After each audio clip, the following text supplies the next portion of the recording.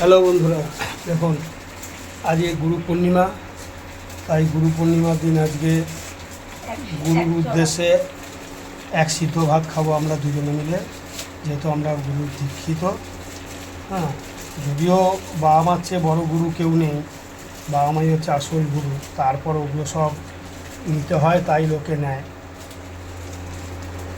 আর যেহেতু বাবা মাও নেই, তাই এই গুরুর উদ্দেশ্যে গুরু পূর্ণিমা বলে আজকে এক সিদ্ধ ভাত খাওয়া আমরা দুজনে মিলে। তাই গোবিন্দভোগ চালের ভাত বসিয়েছে, কুমড়ো দিয়ে, আলু দিয়ে, কাঁচা লঙ্কা সিদ্ধ ফিদ্ধ দিয়ে, সন্ধক লবণ ফবণ দিয়ে খাবো।